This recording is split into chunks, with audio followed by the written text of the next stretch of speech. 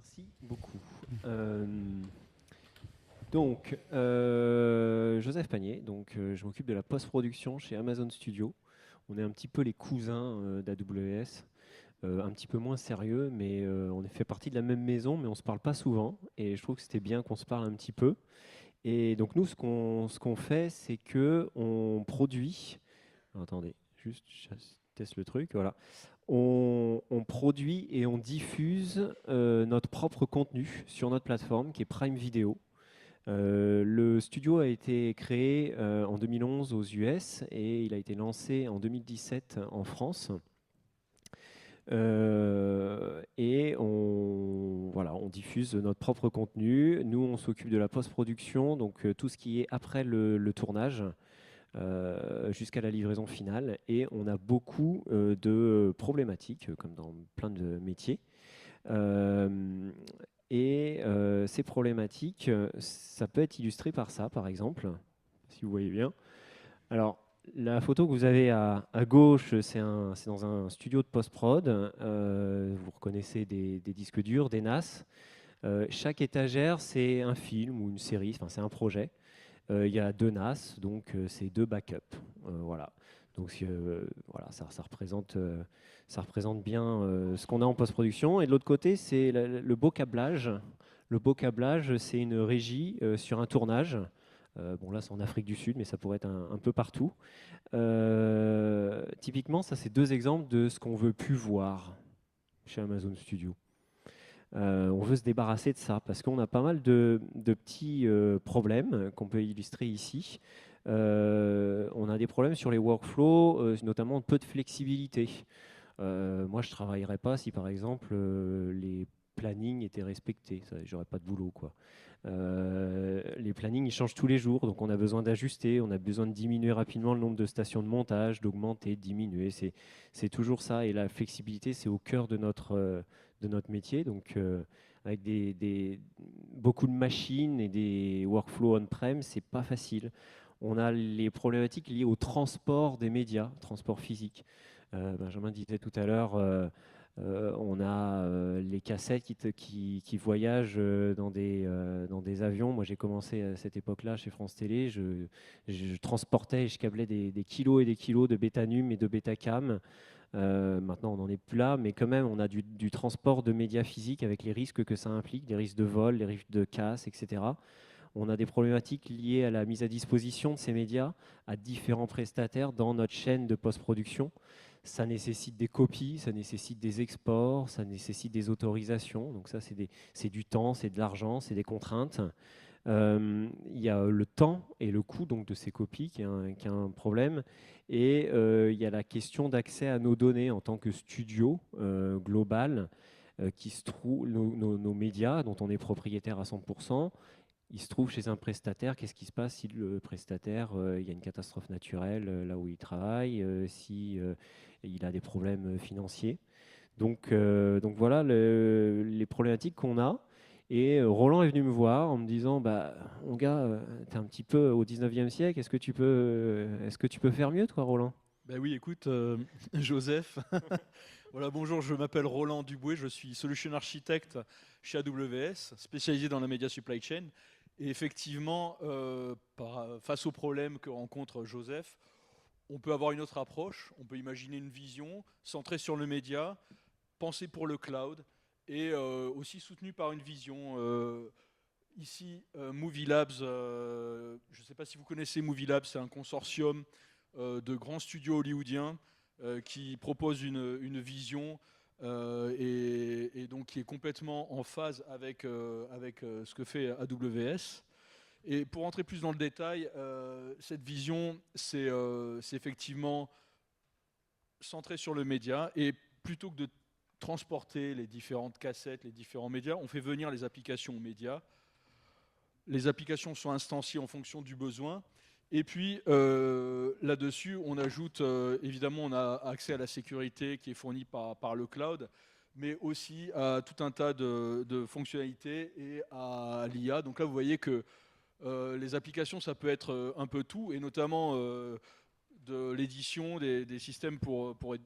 Donc j'ai l'impression que pour Joseph, c'est parfait, en fait. Il y a juste à aller dans le cloud et ça fonctionne. Ouais, juste aller dans le cloud, c'est un peu naze ton truc aussi. Moi, je travaille avec des gens, ils utilisent leur logiciel. Le passage dans le cloud, c'est pas apprendre des nouvelles choses. Je suis sûr que tu vas me vendre des solutions nouvelles. Nous, on a besoin de la transition la plus seamless possible, on va Donc dire. Je tu sais veux pas comment garder dire. la même expérience Exactement la même pour tes expérience monteurs. Et pour donc, mes monteurs, ils utilisent Avid. Ah, bonjour, On a travaillé. Benjamin Aumont, donc solution spécialiste chez Avid, justement. Alors, toc. Donc on a des solutions maintenant sur AWS. On a des solutions pour toi, Joseph. Aujourd'hui, on a donc maintenant le Media Composer et le Nexus qui sont directement disponibles sur AWS. Alors, le Nexus, entre autres, on n'a pas pris des Nexus qu'on a mis dans les data centers directement chez AWS. Non, on a été un peu plus intelligent que ça. On a pris le meilleur des deux mondes. On a pris l'intelligence du file system du Nexus qu'on a injecté dans AWS en prenant le meilleur du stockage AWS. Donc là-dessus, en fait, on a différents tierings. On va avoir, en utilisant l'EBS, mais on va avoir aussi le S3, le bucket S3, avec les différents niveaux de performance des buckets S3. On a également validé différentes tailles pour le Media Composer, donc toujours en dépendant du codec que vous avez besoin et des puissances que vous avez besoin. Vous pourrez faire un mix entre le Nexus que vous voulez et le Media Composer que vous le souhaitez. Donc ça, c'est dans un modèle qu'on appelle BY aussi, Bring Your Own Cloud. Donc c'est votre architecture AWS dans laquelle on va injecter ça. Et pour pouvoir l'injecter, on a des scripts qui vont pouvoir vous aider à déployer tout ça très rapidement. Vous avez un Nexus en 10 minutes qui est opérationnel. On espère aussi bientôt le mettre dans le marketplace, donc vous pourrez directement le déployer depuis le marketplace AWS. Ça, c'est le fruit d'une vision stratégique. Donc aujourd'hui, je le répète, Media Composer, Nexus, donc le stockage et l'editing. Mais on va aller beaucoup plus loin que ça. Donc on a des choses qui sont présentes actuellement, mais vous voyez, je ne vais pas les lister. Joseph a d'autres choses bien plus intéressantes à raconter, mais on a un vrai partnership sur lequel on va avoir des choses qui vont arriver prochainement et d'autres choses qui vont arriver à plus long terme. Voilà. J'espère que Joseph, ça répond à tes besoins. Oui, tout à fait, merci. Vous voyez qu'on a bien répété quand même. Non, mais sérieusement, Avid, c'est quelque chose de primordial pour nous en post-production. On ne peut pas s'en passer de toute façon. Nos monteurs, ils sont habitués à ça, donc c'est quelque chose d'incontournable. Et justement, on l'a fait sur Comedy Class. Donc Comedy Class, c'est une compétition de jeunes talents de l'humour. C'est un peu le The Voice de l'humour. La saison 1 est disponible sur Prime Video, donc allez la voir tout de suite maintenant, prenez votre abonnement. Et la saison 2 va bientôt être disponible. Et ce qu'on a fait pour cette deuxième saison, c'est qu'on a fait un workflow de post-prod quasi complet dans le cloud. Donc vous avez quelques chiffres ici, ça représente 12 caméras, 28 Tera de rush, c'est pas excessif en termes de rush, 10 jours de tournage, mais surtout on a déployé 34 machines virtuelles dans le cloud. Vous avez un petit peu le détail dessous, donc 10 stations éditoriales, c'est-à-dire les story producers en anglais, 12 stations de montage qui font tourner sur EC2, 4 stations d'ingest et 8 stations pour la supervision, la technique et les spares. Et ça représente au total 285 jours de montage qui ont été effectués dans le cloud sur Avid avec AWS. 76 Tera de Nexus Cloud déployés. Ça, c'est la partie workflow un petit peu casse-pied, mais on a essayé de la mettre vraiment à gauche pour ne pas perdre de temps. C'est juste pour vous dire que ça a démarré dès le tournage. On a tiré une fibre sur le lieu de tournage où on a uploadé directement les rushs depuis le lieu de tournage. Ça fait vraiment sens quand on met les pieds dans un workflow cloud de post-production. Donc on avait un tournage le matin, un tournage l'après-midi. Le tournage du matin, il était uploadé l'après-midi. Le tournage de l'après-midi était uploadé la nuit. Le lendemain matin, le labo démarrait sa journée, vérifiait les rushs qui étaient uploadés sur un bucket S3, synchronisé en temps réel sur le Nexus Cloud qui fonctionnait sur EBS. Et commençait à créer, à faire l'ingest, donc créer les versions basse définition qui étaient ingestées dans Avid Media Composer. Et le montage a pu commencer grâce à ce workflow en 48 heures après le tournage. Voilà, donc vous voyez la réplication et la synchronisation entre le bucket S3 et le Nexus Cloud. On avait une réplication également sur le stockage physique à Paris, à Boulogne, sur le laboratoire qui nous a accompagnés là-dessus, Elliott. Le montage, je l'ai dit, sur Avid Media Composer sur EC2 et un test de conformation sur DaVinci. Voilà, on s'est arrêté là pour ce test qui est une première en Europe pour Amazon Studio sur des workflows et surtout des workflows de cette ampleur. Juste très rapidement, la slide suivante, désolé pour les yeux, ça c'est un planning de post-production. Donc il y a ça se lit de haut en bas en termes chronologiques. Donc 10 épisodes et toute la partie que vous voyez surlignée, enfin, qui ressort en rouge, c'est la partie qui s'est passée dans le cloud. Donc ça représente une très très grosse partie en termes de temps du workflow de post-prod. Ensuite, si on parle des avantages, moi quand je parle de ça, mes homologues qui s'occupent plutôt de la production, les diagrammes techniques, ça les intéresse pas trop en règle générale. Ce qui les intéresse, c'est les économies en termes de les chiffres en fait. Donc là, le principal avantage immédiat, c'est le stockage et surtout le backup. Il y a une règle que vous connaissez certainement, c'est la règle des 3-2-1.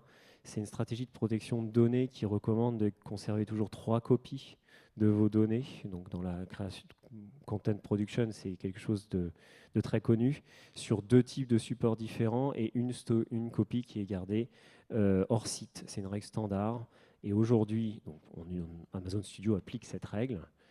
Aujourd'hui, on considère que pour les workflow cloud, on n'a plus besoin de demander 3 copies physiques de nos rushs qui nous appartiennent, si elles sont transformées, uploadées et transformées en objets S3. Donc, un peu technique, on les transfère on les upload directement depuis le lieu de tournage, en rapport avec ma slide précédente. Et une fois qu'on a un checksum qui est automatique, qui est généré sur le S3, on le vérifie avec le rapport du DIT, c'est le technicien sur site qui copie et qui vérifie les rushs. Et à partir du moment où ça match, on considère qu'on n'a pas besoin de demander de copies supplémentaires. Pourquoi ? Parce que moi, je ne suis pas un spécialiste de S3, je vous laisserai mes camarades de AWS en parler, mais on a une résilience automatique sur S3. C'est un petit peu le diagramme que vous avez là, qu'on m'a gentiment filé, sur la réplication automatique dans 3 availability zones dans une même région. Et ça, cette résilience-là nous suffit pour dire qu'on n'a plus besoin de copies. Donc sur le budget, c'est une ligne en moins. C'est assez simple à comprendre.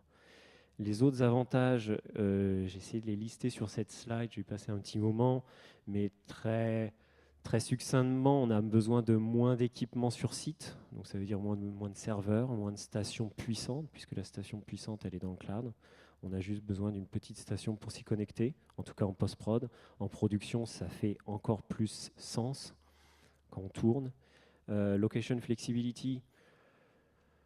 Je ne sais pas si vous avez déjà travaillé avec des réalisateurs. Moi, souvent, les réalisateurs, ils disent « Moi, j'ai mon monteur, il est vachement bien, mais il travaille 6 mois en Thaïlande. » Bon.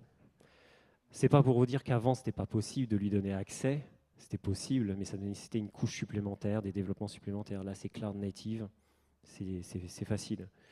On a aussi, en rapport avec ce que Roland vous a dit sur la règle numéro 1 de Movie Labs 2030, sur la vision 2030 de Movie Labs, on a une seule place qui nous sert de one source of truth, de lieu unique pour nos rushs. Et ça, c'est super important parce que dans un workflow classique, on passait notre temps à copier, répliquer, exporter. Donc ça pose plein de problèmes de sécurité, mais aussi c'est un coût, c'est un temps. Là, on a un lieu unique qu'on contrôle et tous les prestataires viennent se connecter à ce lieu unique. On a aussi un avantage qu'on voit sur le dès maintenant, mais surtout à moyen et court terme, c'est qu'on peut y connecter des MAM et des solutions AI qui nous permettent d'accélérer nos workflows durant la production, pas uniquement quand les contenus sont diffusés. Et ça fait sens quand nos workflows sont déjà sur le cloud. On a des rapid turnarounds, on n'a plus besoin de copier, je vous l'ai dit, de transférer d'autres applications. On espère payer moins de serveurs, en tout cas, si on n'a plus besoin d'investir beaucoup, c'est un passage de CAPEX à un modèle pay-as-you-go qui, de manière ultimately, nous fera gagner, aura un impact bénéfique sur nos budgets. Computing Power on Demand, c'est un peu, pour revenir au cas que je citais, si j'ai besoin de plus de machines pour faire du transcode sur le modèle des render farms de VFX, je peux l'avoir. J'ai besoin d'appuyer sur un bouton, j'ai plus de machines, je peux accélérer mon temps de transcode, je peux accélérer mon temps d'export et je gagne du temps là-dessus. J'ai un niveau de sécurité aussi, ça c'est très important d'un point de vue global d'Amazon Studio. Je ne sais pas s'il y en a certaines d'entre vous qui sont déjà rentrés dans des salles de montage. Bon, c'est une salle, la salle s'appelle Edit 01 ou Avid 01. Là, vous avez un ordinateur, 2 écrans. La machine s'appelle Edit 01 et le mot de passe est Edit 01. Bon, on s'est dit qu'on pouvait faire mieux en termes de sécurité. Au-delà de la blague, il y a toute la sécurité autour d'avoir nos rushs à un seul endroit et une authentification des utilisateurs qui soit nominative et qui soit avec une application. Donc nous, on a notre propre application chez Amazon Studio où chaque utilisateur est authentifié. C'est une authentification unique, il reçoit un code et il n'y a plus de compte générique. On a des workflows qui sont flexibles, qui sont scalables. Ça fait sens avec ce que je disais tout à l'heure, c'est-à-dire que nos plannings ils changent tout le temps.